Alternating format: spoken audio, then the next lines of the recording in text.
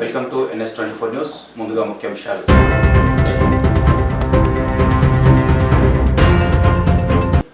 ఖమ్మం జిల్లా ప్రభుత్వ ఆసుపత్రిలో వైద్యం కరువు, ముచ్చట్లకు పరిమితమైన డాక్టర్. ఖమ్మం జిల్లా పాలేరు నియోజకవర్గం వెంకటగిరి గ్రామానికి చెందిన వి వెంకటమ్మ కూలి పనిలో భాగంగా పొలం పనికి వెళ్తే పాము కాటు వేసింది. దీంతో హుటాహుటిగా కుటుంబ సభ్యులు ప్రభుత్వ ఆసుపత్రికి తీసుకువెళ్లి ఓపీ రాయడానికి 15 నిమిషాల తర్వాత మళ్ళీ లోపలికి వెళ్తే టెస్టులు చేసుకుని రండి అంటూ, ఆ తర్వాత ఫైల్ తీసుకుని రండి అంటూ టైం వేస్ట్ చేసిన డాక్టర్లు.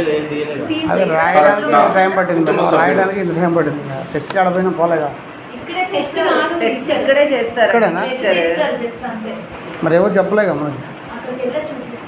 నేను వెళ్ళేటప్పుడే చెప్పాను, ఇక్కడ టెస్ట్ చేస్తారు, ఆ తర్వాత మళ్ళీ ఫైల్ తీసుకొని రండి అని చెప్పే కదా మీరు ఒకళ్ళు వచ్చి చెప్పాలిగా మేడం, అక్కడ కనీసం టెస్ట్ చేస్తారని. మాకేం తెలుసు? ఇక్కడ అంటే ఇక్కడ మేడం, మీరు ఆడికి వెళ్ళి ఫస్ట్ ఫైల్ తీసుకొని రాండి అన్నారు మీరు, అంతేనా? మీరు అనవసరంగా ఆవేశపడకండి. ఆవేశం ఉంది మేడం, ఆవేశం మాట్లాడితే ఇక్కడే అంటే టెస్ట్ ముందు టెస్ట్ చేయండి, తర్వాత ఫైల్ తీసుకురానని మీరు వివరంగా చెప్పారా? నాకు చెప్పలేదు అంటే అరవడమా? సరే ఓకే ఓకేలేండి, అరిసినట్టే ఉంటుందిలే. నాకు ఇందాక మీరు చెప్పొద్దు అంటే వచ్చి మీరు టెస్ట్ చేయించండి అని చెప్పింది కదా. ఒక పావు గంట లేట్ అయింది. ఇప్పుడు పాము గరిచిన వ్యక్తి పావు గంట లేట్ చేస్తారా మీరు? ఏం కదా, ఏం కాదు. ఇందాక రెస్పాండ్ అయితే తీసుకొచ్చి ఇది లెక్కలేదు మీకు. 100 కేసులు చూస్తారు మీరు.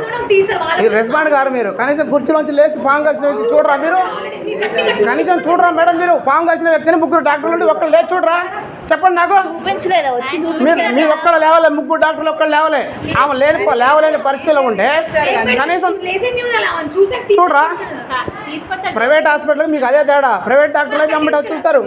మీరేంటి 3 డాక్టర్లు కూర్చొని పాము గరిచిందని చెప్తే ఒక్కళ్ళు లేవాలా? మీరు నవ్వుకుంటూ మాట్లాడుతున్నారు. మీరు ఎవడు బాధ ఆడుకుంటుంది? ఏం ట్రీట్మెంట్ మేడం? ఇందాక ఎందుకు చేయాలి? టెస్ట్లు ఎందుకు చెప్పలే? రాగానే ఇక్కడ టెస్ట్ చెప్పిన చెప్పాలి. అది అరవటమా? అరవటం అంటనా? ఏం చూస్తున్నారు?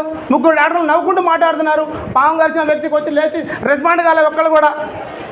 అయిందంటే మేము అరిసినాం అంటున్నారు. ఇదే నా గవర్నమెంట్ డాక్టర్లు చేసేది? మీరు చేసేది ఏదైనా అంటున్నా? ఇందాక టెస్ట్ చేపితే పావు గంట టైం వేస్ట్ అయింది. ముందు టెస్ట్ చేయాలిగా, ముందు ఫైల్ తీసుకొని రాబడి అని చెప్పారు నాకు. ఏదైనా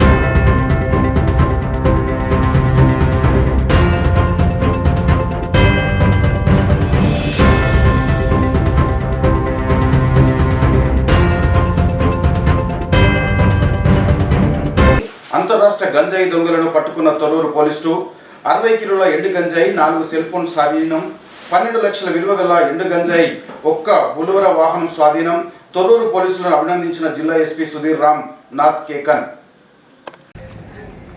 ఈరోజు మధ్యాహ్నం క్రెడిబుల్ ఇన్ఫర్మేషన్ ఇక్కడ తొర్రూరు అవుట్స్కట్స్లో ఒక వెహికల్ పట్టుకోవడం జరిగింది. క్రెడిబుల్ ఇన్ఫర్మేషన్లో మనకు అది ఇన్ఫర్మేషన్ ఆంధ్రప్రదేశ్ సీలేరు నుంచి ఇక్కడ తెలంగాణలో గాంజాయి ట్రాన్స్పోర్టేషన్ చేస్తున్నారు. అది ఇన్ఫర్మేషన్ వచ్చిన తర్వాత మన టీం ఇక్కడ సిఐ తొర్రూరు ఆధ్వర్యంలో ఎస్ఐ తొర్రూరు, ఎస్ఐ నెల్లిపూడు, ఎస్ఐ దంతర్పల్లి అని చెప్పి వాళ్ళందరూ కలిసి ఒక ప్రాపర్ ప్లాన్ చేశారు.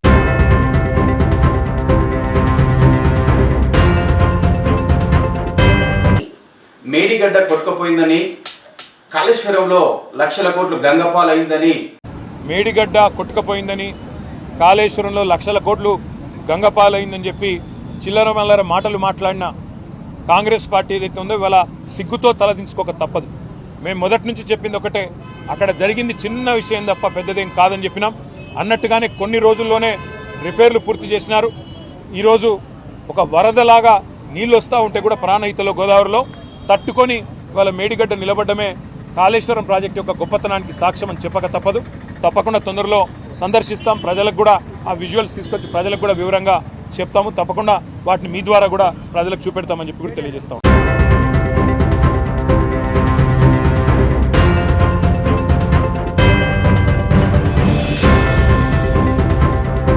భద్రాద్రి కొత్తగూడెం జిల్లా పెద్దవాగు ప్రాజెక్టు గేట్ల వద్ద భారీ గండి.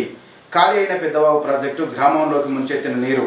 రాత్రి పూర్తి స్థాయి మరమ్మతులకు 100 కోట్ల వరకు అయ్యే అవకాశం ఉందని తెలుస్తుంది.